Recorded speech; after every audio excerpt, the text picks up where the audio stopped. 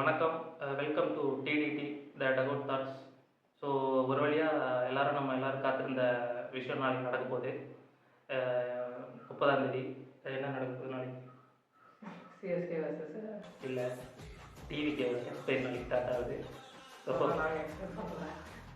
So நாளைக்கு CSK match ஒரு வழியாக நம்ம வெயிட் பண்ணி நடக்க போகுது. ஸோ ஃபர்ஸ்ட் ஆஃப் ஆல் நம்ம வந்து ப்ரிவியூக்கு போகிறதுக்கு முன்னாடி எல்லா டீம்லேயும் நடந்த இன்ஜுரிஸ் அண்ட் ரீப்ளேஸ்மெண்ட்ஸ் பற்றி கொஞ்சம் பார்த்துடலாம். ஷார்ட்டாக பார்த்துட்டு அதுக்கப்புறம் நம்ம ப்ரிவியூ போயிடலாம். ஸோ ஃபஸ்ட் நம்ம சிஎஸ்கே எடுத்துக்கிட்டோம்னா நேத்தன் எலிஸ் வந்து இன்ஜுரி ஆகிருக்காரு. நேத்தன் எலிஸ்க்கு பதிலாக ரீப்ளேஸ்மெண்ட் வந்து ஸ்பென்சர் ஜான்சன் எடுத்திருக்காங்க. ஸ்பென்சர் ஜான்சன் என்னை பொறுத்த வரைக்கும் ஒரு டீசெண்டான பிக் தான் சொல்லலாம்.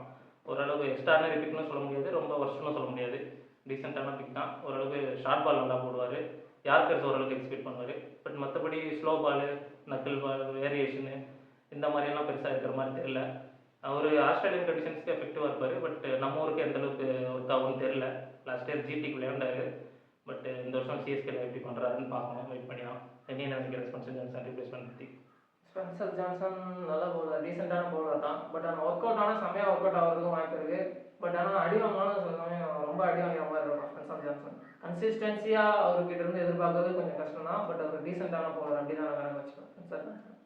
ஆக்சுவலாக ஒட்டினியல் பாட்மேனா இல்லை ஸ்பென்சர் ஜான்சனாக தான் குழப்பம் போயிட்டு இருந்துச்சு. ஒட்டினியல் பாட்மேன் வந்து வேரியேஷன் பெட்டராக போடுவார், லைனில் எடுத்து கரெக்டாக அடிப்பார். ஸ்பென்சர் ஜான்சன் வந்து more of hit the type போடுவார், ஹார்ட் லென்த் வந்து பயங்கரமாக ஹிட் பண்ணி போடுவார். ஸோ பிச்சஸ் பொறுத்து தான் அவரோட பவுலிங் வந்து எஃபெக்டிவாக இருக்குமா இல்லையா நம்ம சொல்ல முடியும்.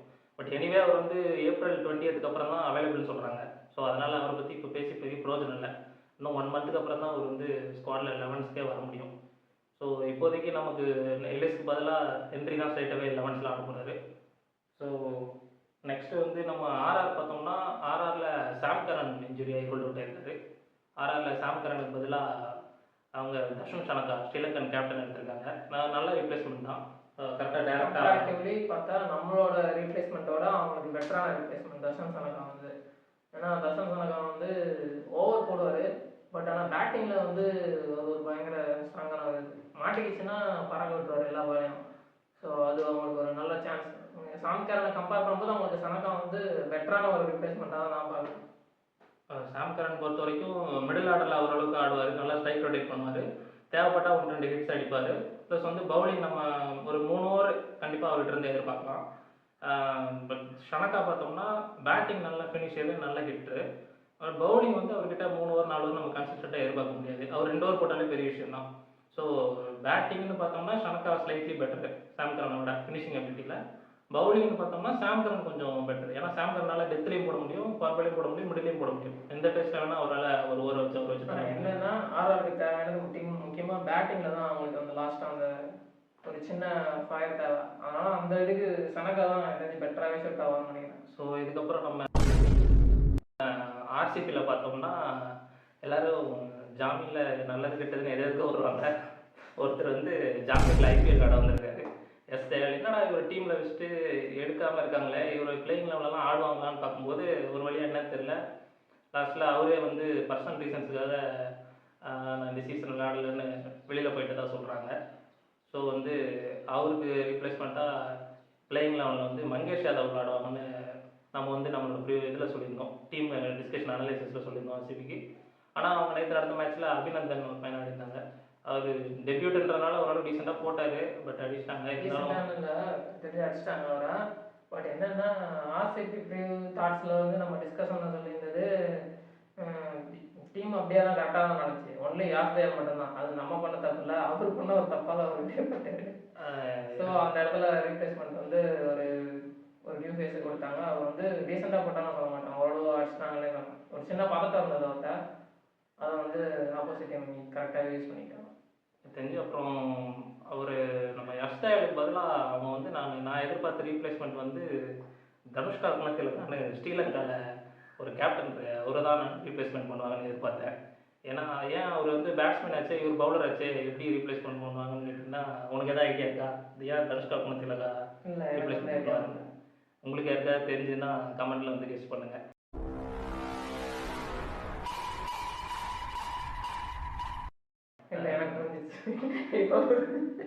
குணத்திலக்கா ஏன் வந்து எஸ்ஐல ரீப்ளேஸ்மெண்ட் பண்ணால் கரெக்டாக இருக்கும் அப்படின்னு கமெண்ட்ல யாராவது தெரிஞ்சவங்க இருந்தால் சொல்லுங்கள். அது வேற ரீப்ளேஸ்மெண்ட். இப்போ என்னன்னா யஷ் தயாள் வந்து இப்போ ரிங்கு சிங் எவ்வளோ பெரிய ஆளுனா யஷ் தயாளே அரெஸ்ட் பண்ணியிருக்காரு ரிங்கு சிங். ஏன் அப்படி சொல்கிறேன்? அந்த ரிங்கு சிங் ஒரு ஓவரில் 5 6 அடிச்சு ஜெயிச்ச மேட்ச்ல வந்து அந்த லாஸ்ட் ஓவர் போட்டது வந்து யஷ் தயாள் தான். ஸோ யஷ் தயாளே யஷ் தயாள் தான் யஷ் தயாளே அரெஸ்ட் பண்ணியிருக்காருன்னா ரிங்கு சிங் எவ்வளோ பெரிய ஆளாக இருப்பாருன்னு பார்க்க வேண்டியதான். சரி, ஓகே. ஸோ அதுக்கப்புறம் நம்ம வந்து ஆர்சிபி டீம் அனலிஸ்டில் பேசின ஹேசல்வுட் ரீப்ளேஸ்மெண்ட்டாக எடுத்துக்கிற டஃபி வந்து நல்லா ஷோராக பர்ஃபார்ம் பண்ணுவாருன்னு தான் சொன்னீங்க. அவர் வந்து ஹேசல்வுட்டுக்கு அப்படியே டிட்டோ காப்பி ரீப்ளேஸ்மெண்ட். ஏன்னா ஹேசல்வுட்டும் ஒரு proper test match Lionel length சூப்பராக போடுவார். ஜேக்கப் டஃபியும் கிட்டத்தட்ட அதே மாதிரி தான். நேற்று கூட ஒரு மேட்ச்சில் கரெக்டாக ஹேசல்வுட் என்ன பண்ணுவாரோ பிரமாதமாக பண்ணார். நல்ல லைனல் லென்த்து, கொஞ்சம் ஷார்ட் ஆஃப் த லென்த் போட்டு அழகாக இனிஷியல் பவர் பிளேலேயே 3 விக்கெட் எடுத்து மேட்ச் அவங்ககிட்ட எடுத்து கொடுத்துட்டாரு. ஸோ நம்ம பேசின மாதிரியே ஹேசல்வுட் இல்லாதது ஒரு பெரிய வைடாக இல்லாமல் ஜேக்கப் டஃபியை வச்சு அழகாக ஃபில் பண்ணிடுவாங்கன்னு நினைக்கிறேன் ஆர்சிபி. ஸோ இதுக்கப்புறம் நம்ம டெல்லி பார்த்தோம்னா மிச்சல் ஸ்டார்க் வந்து அவர் இனிஷியலாக ஃபியூ மேட்சஸ் விளாட மாட்டேன்னு ஸோ அந்த மாதிரி நியூஸ் வந்திருக்கு. அவரும் ஏதோ இன்ஜுரின்ற மாதிரி இருக்குது. ஆனால் டெல்லி வந்து எங்கிடி எடுத்திருக்காங்க. எங்கிடி வந்து முன்னாடி இருக்கிற எங்கிடி வச்சு பார்த்தா ஸ்டார்க்கு ஒரு கரெக்டான ரீப்ளேஸ்மெண்ட்டானா இல்லை. ஆனால் இப்போ ரீசெண்டாக வேர்ல்ட் கப்பில் வந்து ரொம்ப நல்லா போட்டிருந்தாரு. எஸ்பெஷலி அவரோட இந்த slow ball dipping slow ball வந்து பேட்ஸ்மேனால் பிக் பண்ணவே இல்லை, ரொம்பவே கஷ்டப்பட்டாங்க. ஸோ இங்கிடி வந்து நல்லாவே இம்ப்ரூவ் ஆகிருக்காரு. ஸோ ஸ்டார்க்கை இங்கிடி ரீப்ளேஸ்மெண்ட் பண்ணாங்கன்னா அவங்களுக்கு ரொம்ப கரெக்டாக தான் இருக்கும் டீம் வந்து. அதுக்கப்புறம் மும்பையில் பும்ரா வந்து ஏதோ ஃபிட்னஸ் டெஸ்ட் பிசிசிஐயில் நடத்தின இப்போ 27th நடத்திருக்காங்க. அதில் வந்து என்ன ரிசல்ட்டுன்னு தெரியல. அவர் அதை வந்து கிளியர் பண்ணல அப்படின்னா ஃபஸ்ட்டு ஃபியூ மேட்சஸ் வந்து பும்ரா ஆட மாட்டாங்க மாதிரி சொல்கிறாங்க. ஸோ மும்பைக்கு தான் ஏன்னா மும்பை வந்து பும்ரா வந்து மும்பைக்கு முக்கியமாக இருந்தாலும் இந்தியா டீமுக்கும் அவர் ரொம்ப முக்கியம். ஸோ அவரை வந்து அவரோட ஃபிசிக்கல் ஃபிட்னஸ் வந்து ரொம்ப கேர்ஃபுல்லாக இந்தியா வந்து டீல் பண்ணுவாங்க. இப்போ நம்ம மேஜராக ஒரு மிஸ் பண்ண மாதிரி சொல்கிற மாதிரி தான் ஆக்சுவலாக தலை வந்து ஆனால் நம்மளோட 11s போடும்போதே தலை வந்து ஆட மாட்டாருன்னு தான் நம்ம கெஸ் பண்ணோம். ஏன்னா அவர் இப்போ உள்ள வந்தாருன்னா பேலன்ஸ் கொஞ்சம் சிக்கலாகும். பட் அவர் என்னன்னா இப்போ தோனி நம்ம பிளேயிங் லெவலில் இருந்தார் அப்படின்னா அவர் பிளேயிங் லெவலில் இருந்தால் அவனை இம்பாக்டாக வர்றது வந்து எனக்கு தெரிஞ்ச எந்த யூஸுமே இல்லை. நான் இம்பாக்டாக வந்து எனக்கு தெரிஞ்ச ஒரு மினிமம் வந்து ஒரு 10 to 15 பால் தான் ஆடுற மாதிரி இருப்பார். அப்படிங்கும்போது அவர் இம்பாக்டாக வந்து வர்றது வந்து எப்போ ஏதாவது ஒரு மேட்ச் ரொம்ப ப்ரெஷரில் வந்து ஹிட் பண்ணி ஆகணும், ஒரு 10 பாலுக்கு 25 ரன் அடிக்கணும், 15 பாலுக்கு 40-35 ரன் அடிக்கணுன்ற மாதிரி நிலமையில அவர் வந்தார்னா அவரோட எக்ஸ்பீரியன்ஸு ப்ளஸ் ஹிட்டிங் எபிலிட்டியால் நமக்கு யூஸ் ஆகுதுன்னு நினைக்கலாம். பட் மற்றபடி வந்து எல்லா மேட்சும் இம்பாக்ட் தேவைப்படுவாருன்னா கண்டிப்பாக தேவைப்பட மாட்டார். ஸோ பிளேயிங் லெவலில் இருந்தாருன்னா அவரோட பேட்டிங் நமக்கு எந்த அளவுக்கு ஹெல்ப் பண்ணுதோ இல்லையோ அவரோட விக்கெட் கீப்பிங் ப்ளஸ் வந்து அவரோட சின்ன சின்ன ஃபீல்ட் சேஞ்சஸ் இந்த விஷயங்கள்லாம் நமக்கு பெரிய அளவில் ஹெல்ப்ஃபுல்லாக இருக்கும். லாஸ்ட் 3 இயர்ஸாகவே அது நமக்கு ஹெல்ப்ஃபுல்லாக இருந்தது. ஸோ தோனி வந்து விளையாண்டாருன்னா பிளேயிங் லெவலில் தான் ஆடணும். ஸோ இம்பாக்டாக விளையாடுன்றது எனக்கு தெரிஞ்சு அவ்வளோ பெரிய எஃபெக்டிவாக இருக்காது. ஸோ எனவே வந்து இப்போ ஆக்சுவலாக அவர் நீ இன்ஜுரியோட தான் லாஸ்ட் 2 வருஷமாகவே விளையாண்டுட்டு இருந்தார். என்னமோ இப்போ புதுசாக இன்ஜுரி ஆன மாதிரி தோனி வந்து பயந்துட்டார் அப்படி இப்படின்னு ஓவர ஃபீல் பண்ணிட்டு இருக்காங்க ஆர்சிபிலாம். ஆக்சுவலாக லாஸ்ட் 2 வருஷமாகவே நீல வந்து ஐஸ் பேக் வச்சுட்டு இந்த மாதிரி தான் வந்து சமாளித்து வேறு விக்கெட் கீப்பிங் ஆப்ஷன் இல்லாதனால அவர் கஷ்டப்பட்டு தான் அந்த 2 வருஷத்தை விளாண்டுருக்காரு சீசன். இப்போ சஞ்சு சாம்சன் வந்ததுனால ஆப்வியஸ்லி அவரால் இப்போ ரெஸ்ட் எடுக்க முடியுது. ஸோ பார்ப்போம் ஃபஸ்ட்டு ஒரு 5 to 7 மேட்சஸ்க்கு அப்புறம் தோனி விளையாடுவாரா என்னன்றதை நம்ம வெயிட் பண்ணி தான் பார்க்கணும். ஸோ ஓகே, அடுத்து நம்ம சிஎஸ்கே vs ஆர்ஆர் நாளைக்கு நடக்க போகிற மேட்சோட ரிவ்யூ பார்த்துடலாம். சிஎஸ்கே பிளேயிங் லெவல் நம்ம கிட்டத்தட்ட நம்ம ஆல்ரெடி டீம் அனலிசிஸில் சொன்னது தான். சாம்சனும் ருத்ராஜும் அப்படி ஆடுவாங்க. நம்ம வந்து இனிஷியலாக என்ன சொல்லியிருந்தோம் அப்படின்னா சாம்சனும் ஆயுஷ் மாத்திரவும் ஆடுவான்னு சொல்லியிருந்தோம். பட் ரீசெண்டாக ருத்ராஜ் வந்து ஒரு இன்டர்வியூவில் வந்து கன்ஃபார்ம் பண்ணியிருக்காரு ருத்ராஜும் சாம்சனும் தான் ஓப்பனிங் ஆட போகிறாங்க. நம்ம அப்போவே டிஸ்கஸ் பண்ணியிருந்தோம் ஆயுஷ் மாத்திரை வந்து இவங்க எந்த அளவுக்கு நம்புவாங்க அப்படின்னு. ஏன்னா ஆயுஷ் மாத்திரை லாஸ்ட் சீசன் நமக்கு நல்லா பண்ணியிருந்தாலும் அதுக்கப்புறம் அவர் வந்து பெரிய ஃபார்ம் காட்டல. அண்டர் 19 வேர்ல்டு கப்லேயும் எனக்கு தெரிஞ்சு 1 மேட்சோ 2 மேட்சோ தான் அடித்தார். மற்றபடி எல்லா மேட்ச்லேயும் ஃபெயிலியர் தான். ஸோ டொமஸ்டிக்ஸில் வந்து ஒரு செஞ்சுரி அடித்தார். மற்றபடி எந்த அளவுக்கு பெருசாக ஆன் அண்ட் ஆஃபாக தான் இருக்கார், பயங்கரமாக ஃபார்மில் இருக்காருன்னு சொல்ல முடியாது.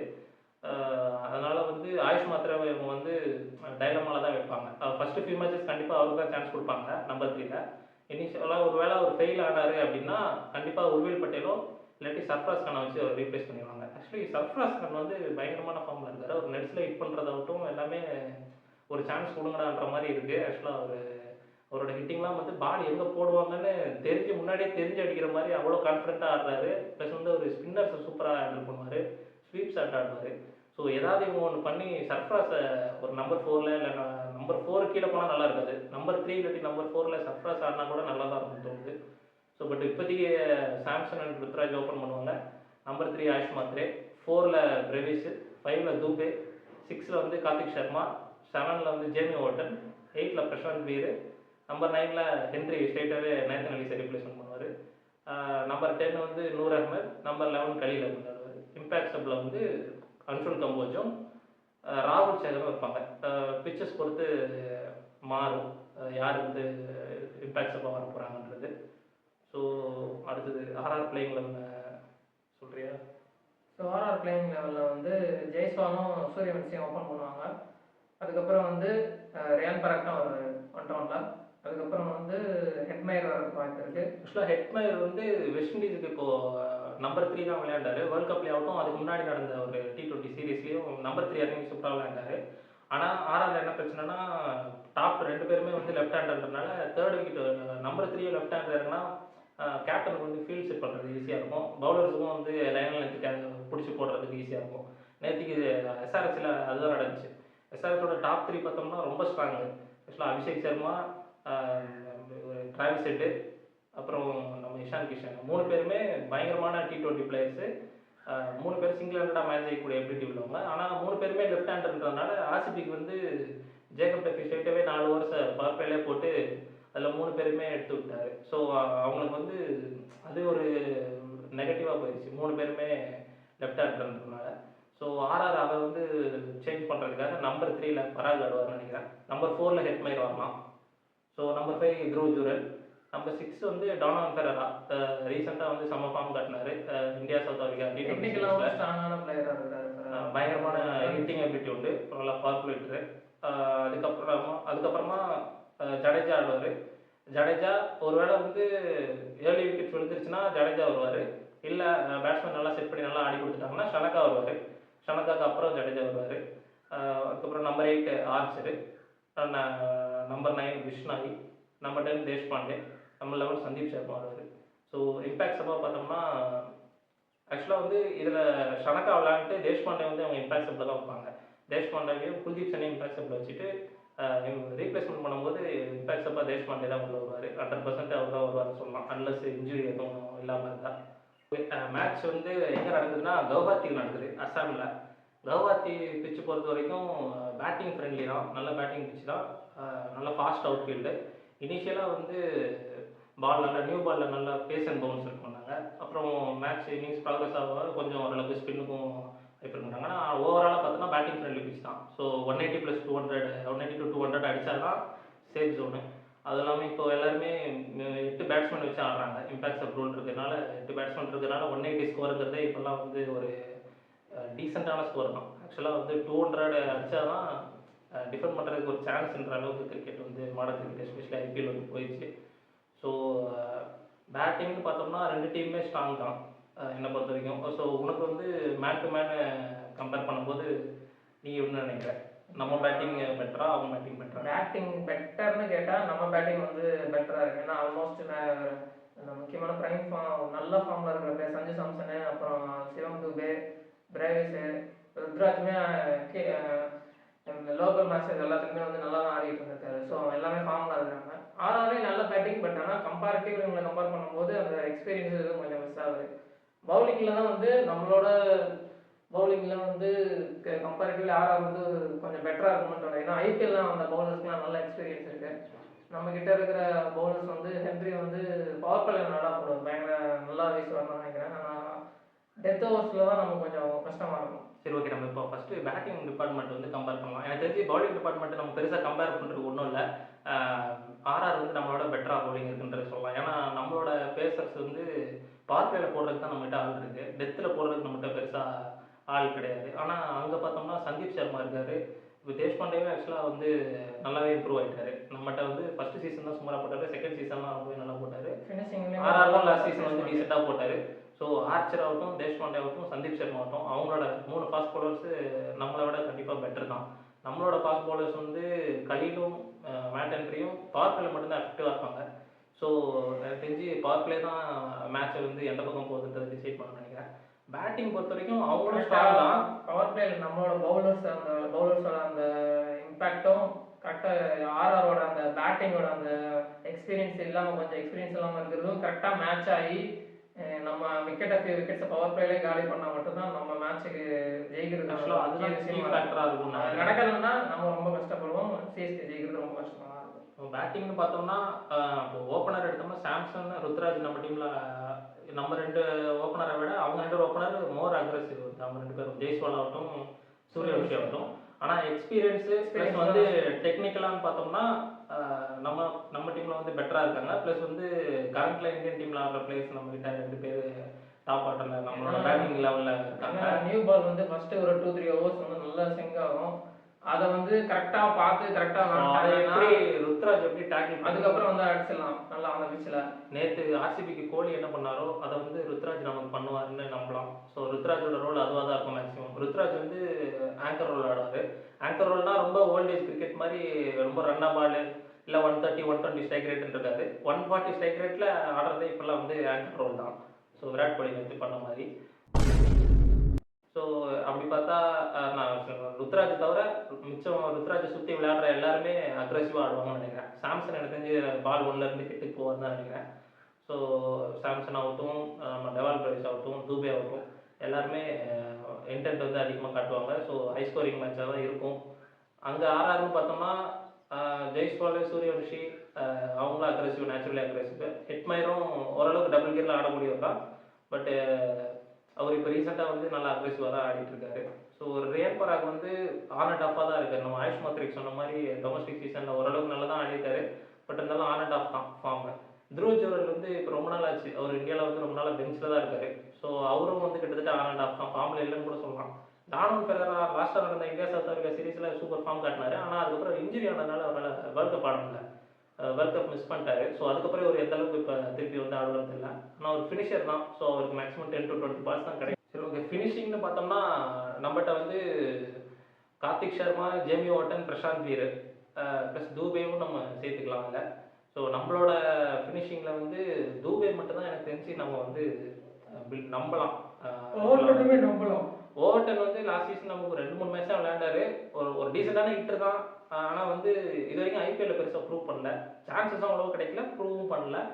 பட் அவங்க ஆர்ஆரோட ஃபினிஷர்னு பார்த்தோம்னா ஃபெரரா இருக்கார், அதுக்கப்புறம் ஷனக்கா இருக்கார், ஜடேஜா இருக்கார், ஜூரல் இருக்கார். ஸோ ஃபினிஷிங்கில் வந்து நம்மளோட அவங்க கொஞ்சம் எக்ஸ்பீரியன்ஸாக இருக்காங்க. டாப் 4ல் வந்து அவங்களோட நம்ம கொஞ்சம் எக்ஸ்பீரியன்ஸாக இருக்கும். ப்ளஸ் வந்து சுச்சுவேஷனுக்கு இந்த மாதிரி ஆடுறதுக்கும் நம்மகிட்ட பிளேஸ் இருக்குது. ஸோ பேட்டிங்னு பார்த்தோம்னா ஸ்லைட்லி நமக்கு ஒரு எட்ஜ் இருக்குது சிஎஸ்கேக்கு. பவுலிங் டிபார்ட்மெண்ட் பொறுத்த வரைக்கும் நம்ம ஓவராலாக டெத்தில் வந்து அவங்களுக்கு எட்ஜ் இருக்குது, பவர் பிளேயில் அவங்களோட நமக்கு எட்ஜ் இருக்குது. ஸோ இது வந்து கிட்டத்தட்ட ஆக்சுவலாக பார்த்தோம்னா இன்டர்நேஷ்னல் மேட்சஸ் கூட இப்போ நம்ம ஈஸியாக நினைச்சிடலாம். எந்த டீம் ஜெயிக்க போகுது, எந்த டீம் தோக்க போகுதுன்னு எட்ஜ் கொடுக்குறது ஈஸி தான். பட் ஐபிஎல்ல வந்து 10 டீமும் ஒன்றுத்துக்கு ஒன்று பெருசாக சமைச்சதில்லை. அன்லஸ் வந்து நேற்று எஸ்ஆர்ஹெச்சோட பவுலிங் மாதிரி இருந்தால் மட்டும்தான் நம்ம ஈஸியாக சொல்லிடலாம். ஆக்சுவலாக நம்ம சிஎஸ்கே நம்ம பவுலிங்கே நம்ம ஒர்ஸ்ட்டு நினச்சிட்டு இருந்தோம். நேற்று எஸ்ஆர்ஹெச்சோட பவுலிங் பார்த்ததுக்கப்புறம் நிதிஷ் ரெட்டி வச்சு ஸ்டார்ட் பண்ணும்போது நிதிஷ் ரெட்டியும் முன்னட்கட்டும் வச்சு ஸ்டார்ட் பண்ணும்போது பார்த்துட்டு நிதிஷ் ரெட்டி கொடுத்தது எவ்வளோ தப்புன்னு சொல்ல மாட்டேன். அவங்க கிட்ட இல்லாத வழியும் இல்லைதான், அவங்க கிட்ட ஆப்ஷனே இல்லாமல் எப்படி இருக்கிறாங்கன்றது தெரிஞ்சிச்சு. அது ஆக்சுவலாக அவங்க பேட் கமின்ஸ் ரீப்ளேஸ்மெண்ட்டாக பெயின் வந்து எடுத்துருக்காங்க. அவர் பிக் பேஷில் பார்த்துருக்காரு. அவர் டீசெண்டாக போடுவார். ஆனால் அவர் எப்படின்னா மிடில் ஓவர்ஸ் ப்ளஸ் டெத் ஓவரில் தான் போடுவார். டெத்லாம் அவர் ஓரளவுக்கு நல்ல வேரியேஷன் காட்டுவார். நம்ம பும்ரா மாதிரி தான், ரன்அப் பெருசாக கிடையாது. ஸ்லோவாக ஓடி வந்து அழகாக வேரியேஷன்ஸ் வந்து நல்லா எக்ஸிக்யூட் பண்ணுவார். நேற்று கூட அவர் ஃபஸ்ட்டு ஒரு எக்ஸ்பென்சிவாக இருந்தார். ஏன்னா அவங்க பவர் பிளேயில் கொடுத்துட்டாங்க, நல்லா அடி வாங்கிட்டாரு. பட் அதுக்கப்புறம் இவங்க கொண்டு வரவே இல்லை. மேட்ச் கிட்டத்தட்ட கைவிட்டு போய் 50 ரன்ஸோ 60 ரன்ஸோ தான் தேவை. அப்போ வந்து போடும்போது ஒரே ஓவரில் 2 விக்கெட் எடுத்தார்.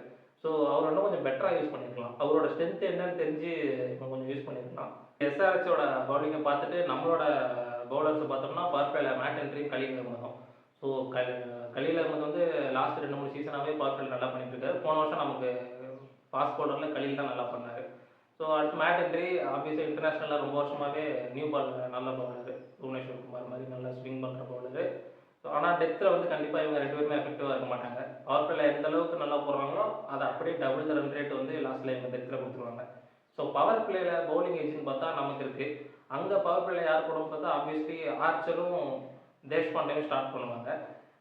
பட் வந்து ஷனக்காவும் ஸ்டார்ட் பண்ணுவாங்க. நம்ம ஹர்திக் பாண்டியா வச்சு இந்தியாவில் வந்து நியூ பாலில் கொடுத்து 2 ஓவர் 1 ஓவர் 2 ஓபி ஓவர் வாங்குற மாதிரி ஷனக்காவை ட்ரை பண்ணுவாங்க. பட் வந்து ஷனக்கா அடி வாங்கிட்டாருன்ற பட்சத்தில் தேஷ்பாண்டே போடுவாங்க. ஷனக்காலாம் ட்ரை பண்ண மாட்டாங்கன்னு நான் நினைக்கிறேன். டேரக்ட் ஆர்ச்சருக்கும் தேஷ்பாண்டாவுக்கும் தான் போவாங்க. ஏன்னா இல்லை டெத்தில் போடுறதுக்கு ஆளும் போயிடக்கூடாதுன்றதுக்காக யோசிப்பாங்க. சந்தீப் சர்மா இருக்காரு, இருந்தாலும் வந்து மேபி சர்மாவை மேபி அவங்க பவர் பிளே முடிஞ்சுன்னு யூஸ் பண்ணுவாங்க. இல்லைன்னா அந்த 5th ஓவர் மட்டும் 1 ஓவர் மட்டும் கொடுத்துட்டு 3 ஓவரை பவர் பிளேக்கு வெளியே தான் எப்படியாவது ஷனக்காட்ட இருந்து ஒரு 2 ஓவர் வாங்கிட்டோம்னா நமக்கு வந்து மிச்ச ஓவர் ரொட்டேட் பண்ணுறதுக்கு ஈஸியாக இருக்கும்னு நினைப்பாங்க. இவங்கெல்லாம் வந்து டெத்தில் வந்து ஆர்ச்சர் நல்லா போட்டார் அப்படின்றது நம்ம பார்த்து ரொம்ப நாள் ஆகுது. ஆர்ச்சர் வந்து இப்போ ரீசெண்டாக வேர்ல்ட் கப்பில் வந்து ரொம்ப பூராக போட்டார். நம்ம செமிஃபைனல் மேட்ச்சில் எனக்கு தெரிஞ்சு இங்கிலாந்து வந்து தோத்ததுக்கு காரணம் எனக்கு தெரிஞ்சு ஆர்ச்சர் நான் சொல்லுவேன். ஏன்னா அவரோட 4 ஓவரில் ஒரு ஓவர் கூட அவரோட லைனில் எடுத்து மாற்றவே இல்லை, ஷார்ட் பாலாக போட்டு தள்ளினாரு. ஸோ வந்து அவங்க அடிக்க அவருக்கு ஷார்ட் பாலாக போட்டு கொடுத்த மாதிரி இருந்தது. ஸோ ஆர்ச்சர் வந்து பழைய ஆர்ச்சர் கிடையாது, சும்மா அந்த நேம் தான் இருக்கே தவிர அவரோட பவுலிங் அண்ட் எக்ஸிகியூஷன் வந்து பழைய மாதிரி இல்லை. யாருக்கெல்லாம் அவர் முன்ன மாதிரி போடுறதே இல்லை. தேவையில்லாத நேரத்தில் நிறைய ஷார்ட் பால்லாம் போடுறாரு. ஸோ ஆர்ச்சர் எனக்கு தெரிஞ்சு அவ்வளோ பெரிய எஃபெக்டிவாக இருப்பாரான்னு தெரியல. இல்லை இப்போ சரியான லைன் லென்த்தில் போடுறதில்ல. இப்போதைக்கு ஒரு பெரிய பவுலிங்கில் ஃபார்மில் இல்லைன்றது ஒன்று தான், உண்மை தான் அது. ஆனால் பட் ஆனால் ஒரு ஆர்ச்சர் அப்படின்றதையும் நம்ம மறந்துடக்கூடாது. ஓகே, இது ஜிங்ஸா கூட ஆகிடலாம். நம்ம வேலை அவர் வந்து சரியா போடவே மாட்டாரு, பிளாட்ஃபார்மில் தான் இருக்காரு பவுலிங்கில். அவர் ஒரு பும்ராவோட ஒரு டைம் அவர் பயங்கர த்ரெட்டாக வீசக்கூடிய பவுலர் தான், அதையும் நம்ம மைண்டில் வச்சுக்கணும். ஒரு டைமில் பும்ராவோட லீக்ல அவர் இருந்தார். சரி, ஓகே. இப்போ அதுக்கப்புறம் நம்ம துஷார் தேஷ்பாண்டே அவரெல்லாம் நம்ம ஆடிடலாம் நினைக்கிறேன். ஸோ டெத் பவுலிங் பார்க்கும்போது சந்தீப் சர்மாவோட 2 ஓவர், அவங்க 2 ஓவர்லேருந்து 3 ஓவர் சந்தீப் சர்மா டெத்தில் தான் போடுவார்னு நினைக்கிறேன். அவர் டெத்தில் வந்து இப்போ கிட்டத்தட்ட லாஸ்ட் 3-4 வருஷமாக ரொம்ப நல்லா பண்ணிட்டு இருக்காரு. ஸோ சந்தீப் சர்மா ஆர்ச்சருக்கு 1 ஓவரா இல்லை தேஷ்பாண்டே 1 ஓவர் இந்த மாதிரி வச்சு லாஸ்ட் 5 ஓவர்ஸில் அவங்க வந்து ரொம்ப ஸ்ட்ராங்காக ஃபினிஷ் பண்ணுவாங்கன்னு நினைக்கிறேன். கம்பேரிட்டிவ்லி நம்மளோட லாஸ்ட் 5 ஓவர்ஸ் யார் போடுவாங்க என்ன பண்ண போகிறாங்கன்றதே சுத்தமாக ஐடியாவே இல்லை. எனக்கு தெரிஞ்சு பெரிய பெரிய ரிவ்யூஸ் பண்ணுறவங்க ஆப்ஷனும் பெருசா இல்ல, கடையில ஒரு ஓவர் இல்ல ஒரு ஓவர் அவங்களால கூட கெஸ் பண்ண முடியல. மேபி ஓவர் 10 இருந்தாருன்னா அவர் ஒரு ஓவர் 2 ஓவர் கண்டிப்பா வீசுவாரு. கண்டிப்பா ஓவர் 10 பிளேயிங் லெவல்ல மற்றபடி ஹென்றி இருந்தாருன்னா ஹென்றி தான் வீசிடலாம், வேற ஆப்ஷன் நமக்கு இல்லவும் இல்லை. ஓவர் 10 வந்து இப்போ வேர்ல்ட் கப்ல ஓரளவுக்கு டெத்தில் வந்து டீசெண்டா போட்டாரு. ஒரு 8 ரன் 10 ரன் 12 ரன் இந்த ரேஞ்சில் போட்டாரு. அதுவே எனக்கு தெரிஞ்சு நம்மகிட்ட இருக்கிற பவுலிங்க்கு வந்து 10 ரன் 12 ரன்னுங்கிறதே டெத்தில் வந்து பெட்டர் பவுலிங் தான் நினைக்கிறேன். 15 18 20 போகிறதுக்கு அது எவ்வளோ தேவை. ஸோ ஓவர் 10 ஒரு 2ல் போடுவார், இன்னொரு 2ல் கலியில் 1 ஓவர் ஹென்றி 1 ஓவர் வச்சு போடுவாங்களா, இல்லைனா என்ன பண்ண போகிறாங்கன்ற நம்ம வெயிட் பண்ணி தான் பார்க்கணும். ஸோ டெத்துலன்றதை பொறுத்த வரைக்கும் சிஎஸ்கே கொஞ்சம் க்ளூலெஸ்ஸாக தான் இருக்காங்க. ஸோ ஓவராலாக பார்த்தோம்னா பேட்டிங் அதை மட்டுமே நம்பி தான் போகிற மாதிரி இருக்குது. ஆனால் இப்போ கேம்ஸும் பார்த்தோம்னா இப்போ முன்ன மாதிரி 160 அடித்தோம் 180 அடித்தோம், பவுலிங் நல்லா வச்சுருந்து நல்லா போட்டு ஸ்பின்னர்ஸ்லாம் பயங்கரமாக ரொட்டேட் பண்ணி டிஃபெண்ட் பண்ணோம், இந்த மாதிரி இல்லாமல் இப்போ வந்து ஆப்போசிட் டீமை கம்ப்ளீட்டாக பேட் அவுட் பண்ணி முடிக்கிற மாதிரி தான் இப்போ ஸ்ட்ராட்டஜிஸே இருக்குது. இங்கிலாந்தோட பேட்ஸ்பால் மாதிரி ஃபஸ்ட் இன்னிங்ஸ்லேயே நாங்கள் வந்து டிசைட் பண்ணிடுறோம், ஃபஸ்ட் இன்னிங்ஸ்லேயே வந்து 200+ அடித்து செகண்ட் இன்னிங்ஸில் நம்ம இதை சேஸ் பண்ணவே முடியாது அப்படின்ற மாதிரி ஒரு மென்டலி நம்ம வந்து ஃபஸ்ட்டே நம்ம எட்ஜ் எடுத்துடுறோம் அப்படின்ற மாதிரி தான் பேட்டிங் அப்ரோச் இருக்குது. இப்போ இந்தியாவே பார்த்தோம்னா வேர்ல்ட் கப்பில் அதான் பண்ணாங்க. செமிஃபைனல் ஆகட்டும் ஃபைனல் ஆகட்டும் அவங்களோட அந்த பேட்டிங் அப்ரோச் அப்படி ஒரு 2ல் விக்கெட் போனாலும் இன்டென்ட்டை வந்து நிறுத்துறதே இல்லை. ஸோ அந்த மாதிரி தான் இப்போ ஆடுறாங்க. ஸோ நம்மளோட சிஎஸ்கேவும் எனக்கு தெரிஞ்சு அந்த அப்ரோச் தான் எடுத்தாகணும். நம்மளோட பேட்டிங்கை தான் முழுக்க நம்பி போகணும். எல்லா டீமும் வந்து 180 கொடுக்குற கிரவுண்டில் வந்து சிஎஸ்கே 200 ரன் கொடுப்பாங்க. ஆனால் 200 ரன்னை திருப்பி அடிக்கக்கூடிய எபிலிட்டி இருக்குது இந்த வருஷம். அன்லஸ் வந்து லாஸ்ட் இயர் நம்மகிட்ட பேட்டிங் வந்து அந்தளவுக்கு இல்லாமல் இருக்குது. லாஸ்ட் இயர் நம்மளோட மேஜர் வீக்னஸ் வந்து பேட்டிங்கில் இருந்துச்சு. பட் இந்த வருஷம் பேட்டிங் நல்லாவே ஸ்ட்ராங்காக இருக்குது. ஸோ 200 210 இந்த மாதிரிலாம் கொடுத்தா கூட அதை திருப்பி அடிக்கிறதுக்கான சான்சஸ் வந்து இந்த வருஷம் நிச்சயமாக இருக்குன்னு நம்பலாம். ஸோ ஃபஸ்ட் பேட்டிங் ஆனாலும் செகண்ட் பேட்டிங் ஆனாலும் நம்மளோட பேட்டிங்கை மட்டுமே தான் நம்பி இருக்குது. ஸோ பேட்டிங் ஒரு வகையில் நம்மளோட டீம் வந்து இங்கிலாந்து டீம் மாதிரி தான், கிட்டத்தட்ட நம்ம உங்களுக்கு பேட்டிங்கை நம்பி தான் போகிற மாதிரி இருக்குது. இந்த T20 வேர்ல்ட் கப்பில் இங்கிலாந்தோட நிலைமை என்னமோ அதே நிலைமை தான் நமக்கு இருக்கிற மாதிரி இருக்குது. பேட்டிங் ஹெவி, பவுலிங் வந்து கொஞ்சம் வீக்காக தான் இருக்குது. அன்லஸ் நம்மளோட பவர் பிளேல கொஞ்சம் அதில் இம்பாக்ட்ஃபுல்லாக இருக்கும். நம்ம ஹென்றி இவங்கெல்லாம் இருக்கிற ஸோ இந்த மேட்ச் அங்கே நம்ம பாசிட்டிவ். அதனால தான் முன்னாடியே சொன்னேன், பவர் பிளேல நம்ம எந்த அளவுக்கு அவங்கள விக்கெட்ஸ் ஆப்போசிட் டீமோட விக்கெட்ஸை எடுக்கிறோமோ அதுதான் நம்மளோட வின்னிங் பர்சன்டேஜ் இன்னுமே இன்க்ரீஸ் பண்ணணும்னு நினைக்கிறேன். சிஎஸ்கே இந்த மேட்ச்சை ஜெயிக்கணும் அப்படின்னா சிஎஸ்கேன்னு இல்லை ஆர்ஆருமே ஃபஸ்ட்டு 6 ஓவர்ஸ் பவர் பிளே வந்து எந்த டீம் வின் பண்ணுறாங்களோ 2 இன்னிங்ஸ்லையுமே பவர் பிளே எந்த டீம் வின் பண்ணுறாங்களோ அதை வச்சு தான் மேட்ச் ரிசல்ட் போகும்னு நினைக்கிறேன். இப்போ வந்து நம்ம கலியில் போது ஹென்றி சிஎஸ்கேவோட பவுலிங்கில் ஒரே ஒரு ஷைன் வந்து நமக்கு தெரியுது அப்படின்னா அது பவர் பிளே மட்டும்தான். நியூ பாலில் இவங்க 2 பேரும் கலியிலும் ஹென்ரியும் ஒரு வேளை நல்லா போட்டு இனிஷியலாகவே ஒரு 30 for 3 40 for 3ன்னு பவர் பிளேல 45 for 3 இந்த மாதிரி இல்லை 45 for 2 அட்லீஸ்ட் இப்படி எதுனா ஸ்கோர் கார்டு கொண்டு வந்துட்டாங்க, ஆளுக்கு ஒரு விக்கெட் இல்லை ஒருத்தர் 2 விக்கெட் இந்த மாதிரி எடுத்துட்டாங்க அப்படின்னா மேட்ச் வந்து நம்ம கொஞ்சம் சாதாரணமாக முடியலாம். அதே தான் அவங்களுக்கும் நம்மளோட நியூ பால் பவுலர்ஸ் விக்கெட் கொடுக்காம சூரியவன்ஷியும் ஜெய்ஸ்வாலும் 2 பேரும் பவர் பிளே தாண்டிட்டாங்கனாலே ஸ்கோர் வந்து கண்டிப்பாக 200+ தான். ஸோ இந்த பவர் பிளே தான் எனக்கு தெரிஞ்சு மேட்சோட டிசைடிங் ஃபேக்டராக இருக்கும். ஸோ அதை வச்சு பார்க்கும்போது 2 டீமே ஈக்குவலி ஸ்ட்ராங் மாதிரி தான் தெரியுது. ஒரு இடத்துல அவங்களுக்கு எட்ஜ் இருந்துச்சுன்னா ஒரு இடத்துல இவங்களுக்கு எட்ஜ் இருக்குது. ஸோ என்னை பொறுத்த வரைக்கும் இது ஒரு கட் ஃபீலிங் தான். பெருசாக அப்படியே அனலைசிஸ் பண்ணி இந்த டீம் ஸ்ட்ராங் இந்த டீம் ஸ்ட்ராங்ன்றது சொல்கிறதுக்கு ஒன்றும் அப்படி இல்லை. மோரலஸ் ஈக்குவலாக தான் இருக்காங்க. 50-50 தான் என்னை பொறுத்த வரைக்கும் சான்ஸ் 2 டீமுமே. ஸோ வந்து அவர் வந்து 50-50 சொல்கிறாரு. என்னோட நான் கட் ஃபீலிங் வச்சு சொல்கிறேன். இது வந்து தப்பாக கூட போகலாம். ஆனால் எனக்கு தெரிஞ்சு வந்து சிஎஸ்கேக்கு ஒரு கொஞ்சம் பெட்டர் ஏஜ் இருக்குன்னு நினைக்கிறேன். நான் slightly 55-45 in favour of CSK நான் தரலாம் நினைக்கிறேன். ஏன்னா சிஎஸ்கேவோட பேட்டிங் வந்து மோர் எக்ஸ்பீரியன்ஸ்டு, சுச்சுவேஷன் பேஸ்டாக ஆட தெரியும். ப்ளஸ் வந்து ரொம்ப முக்கியமாக 3 பேர் வந்து ரொம்ப நல்ல ஃபார்மில் இருக்காங்க. தூபே ஆகட்டும், டெவால் பிரேவிஸ் ஆகட்டும், சாம்சன் ஆகட்டும். ருத்ராஜ் அவர் சைட்லேருந்து எப்படியும் ஒரு 30-40 ரன்ஸ் எவ்ரி மேட்ச் வந்து கொடுத்துருவாருன்னு நம்பலாம். ஸோ இந்த பேட்டிங்கை நம்பி மட்டும்தான் இந்த எட்ஜு. ஸோ பார்க்கலாம் ஃபர்ஸ்ட் மேட்ச் வந்து எப்படி முடியுதுன்னு. ஸோ உன்னோட எட்ஜ் 50-50 தான். எதுவும் சேஞ்சஸ்? என்னோட ஜட்ஜ்மெண்ட் 50-50 தான் 2 டீமுமே. சரி, ஓகே. நம்ம வந்து அப்போது மேட்ச் நாளைக்கு எப்படி போகுதுன்னு பார்ப்போம். நம்ம சொன்ன மாதிரி விஷயங்கள் நடக்குதா என்னன்னு பார்ப்போம். மேட்ச் முடிஞ்சதுக்கப்புறம் கண்டிப்பாக ரிவ்யூ வீடியோவில் திரும்ப பார்க்கலாம். ஸோ நம்ம சொன்னதில் எங்கெங்கே தப்பாக போயிருக்கு, எது கரெக்டாக நடந்துருக்குன்னு திருப்பி ரிவ்யூவில் ஒரு டிஸ்கஷன் பண்ணலாம். ஓகே, பார்ப்போம் சென்னை ஜெயிக்கிறாங்க. தேங்க்ஸ். நன்றி.